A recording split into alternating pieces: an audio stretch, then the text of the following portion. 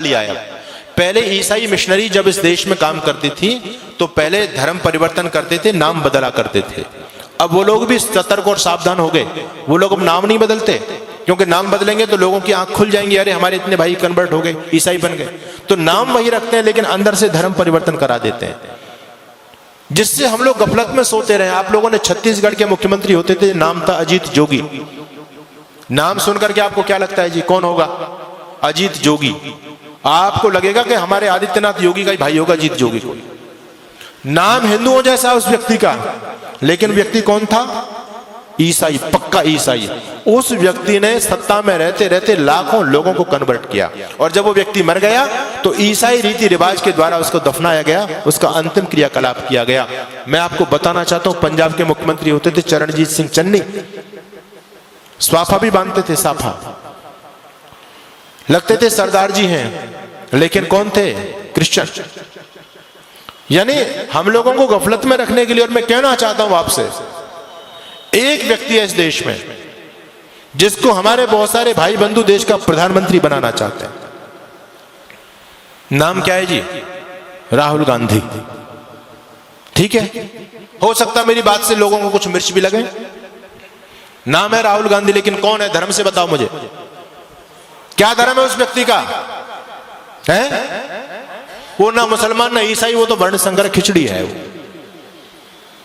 उसके दादा परदादा कभी मुसलमान थे, फिर उसकी मां ईसाई थी, वो हिंदू तो है ही नहीं।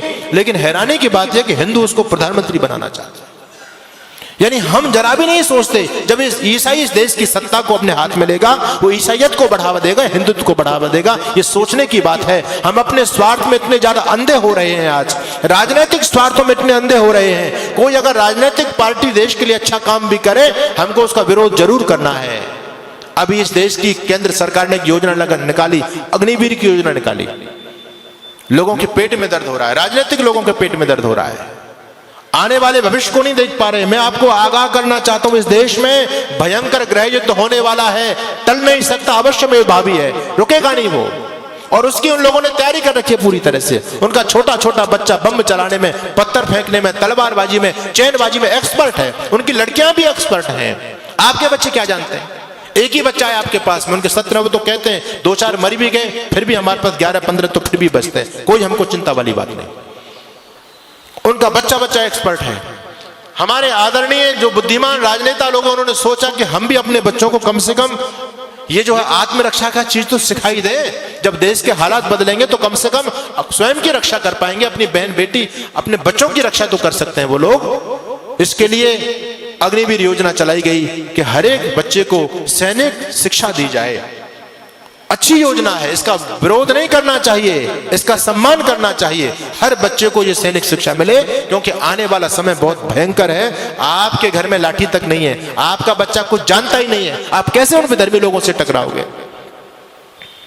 एक सज्जन कहने लगे, अब हमको AK-47 रखनी पड़ेगी, बंदूक रखनी पड़ेगी, भाला रखना पड़ेगा, अपने घर में फरसा रखना पड़ेगा, लाठी रखनी पड़ेगी। अरे मैंने कहा, इतने हथियार के नाम तुमने गिना दिए, इन हथियारों को चलाएगा कौन?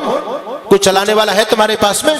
एक बच्चा है, उसको हमने क्या बनाना चाहते हैं? उसको DM बनाना चाहते हैं। वो लोग कहते हैं हिंदू इतना मूर्ख प्राणी है धरती पर, एक बच्चा करके अपने बच्चों को DM बनाना चाहता है। हम 17 बच्चा पैदा करते हैं, इस देश का PM अपना बनाएंगे। जिस दिन इस देश का PM हमारा बन जाएगा, DM कुछ नहीं बेचेगा, शासन हमारे हिसाब से चलेगा। क्या लोगों की योजना है? हमसे ज्यादा सोच रहे हैं वो लोग। आप एक बच्चा करके उसको सरकारी नौकर बनाना चाहते हैं, और वो 10 बच्चा पैदा करके सरकारी अपना बनाना चाहते हैं। बताओ किसकी योजना में ज्यादा दम है? हम तो कहीं नहीं ठहरे उनके सामने। उनका इतना समर्पण देखो। आपको मैं धन्यवाद करूंगा कि आज हमारे नौजवानों की संख्या है, यहाँ बच्चे भी आते हैं, बहुत कम उपस्थिति में आते हैं, लेकिन उनकी मस्जिद के अंदर आप जाकर के देखो कितने नौजवानों की फौज है वहां, क्योंकि वो उस काम को कंपलसरी समझते हैं। हम इस धर्म कर्म को, सत्संग को कंपलसरी नहीं समझते। हम तो ये समझते हैं ये हमारे काम का, बच्चों का क्या काम है इसमें, स्वयं हाथ हिलाते हुए चले जाते हैं। लेकिन वो लोग सारे के सारे समर्पित है अपने मिशन के लिए। इसलिए मैं आपके बीच में निवेदन कर रहा हूं, भयंकर आंधियां चलने लगी हैं, ज्वार को पैदा करो। मैं तो एक बात कहता हूं साहब, अब भाईचारे की बात बंद कर दो। अपने वजूद को, अस्तित्व को बचाना चाहते हो तो अब कट्टरता अपने अंदर पैदा करो। हम दुनिया से इसलिए खत्म हो गए, सारी उदारता की ठेकेदारी हम लोगों ने अपने ऊपर ले रखी है बस। तुम भाई भाई चिल्लाते रहे, वो तुमको चारा बना करके चाट गए। बड़ी हैरानी की बात है, आज भी लोगों की आंखें नहीं खुल रही हैं। ये राजनीतिक दल आपस में हम लोगों को लड़ा करके, ये तो नालायक लोग हैं, अपना उल्लू सीधा कर रहे हैं, लेकिन हम भोले भाले भाई आपस में लड़ रहे हैं। उनके षड्यंत्र को नहीं समझ पा रहे हैं पूरी तरह से। आप लोगों को अभी उदयपुर में जो हुआ, एक केवल ट्रेलर देखा है, फिल्म चलनी बाकी है। द कश्मीर फाइल आपने देखी है, ये 30 साल पहली घटना है। अगर इसी प्रकार से सोते रहे तो 30 साल बाद देखना गली गली में कश्मीर फाइल चलेगी। अभी उनकी आबादी केवल 25% है सरकारी आंकड़े के हिसाब से, और 25% रहने के बावजूद भी वो आपको सड़कों पर नहीं निकलने देते। रामनवमी का जुलूस नहीं निकाल सकते आप, हनुमान जयंती का जुलूस नहीं निकाल सकते आप। निकालने का प्रयास किया, क्या स्थिति हुई। आपके राजस्थान में बहुत सारे जिले हैं, आप वहां जाकर के देख लीजिए। हम 26 जनवरी 15 अगस्त पर तिरंगा यात्रा नहीं निकाल सकते।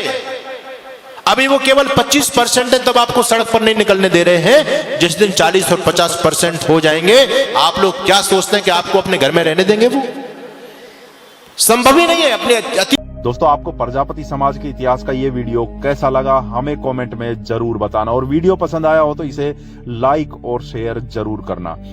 Subscribe now and press the bell icon.